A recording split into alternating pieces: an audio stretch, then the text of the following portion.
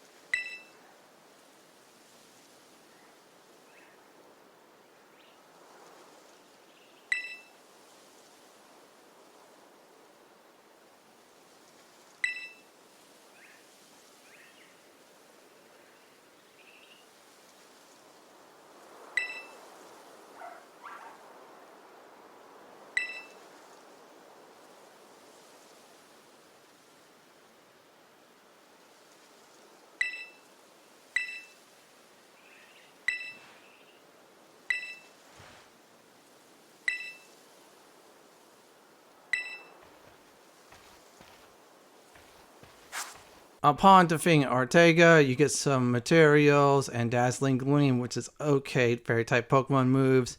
My final advice is very simple. Pick steel and poison types, your best ones. My suggestion is good enough to get you through the Star Barrage.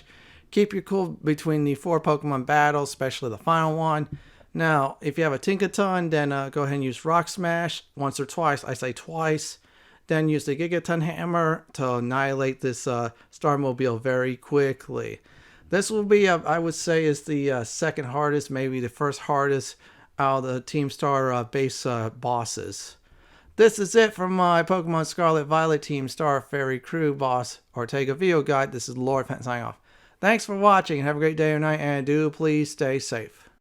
Please subscribe to my channel for more Pokemon Scarlet and Violet guides just like this. If you like what you see, then pick my suggestion on the upper left hand corner or YouTube suggestion on the bottom left hand corner. Have a wonderful day or night and do enjoy the view.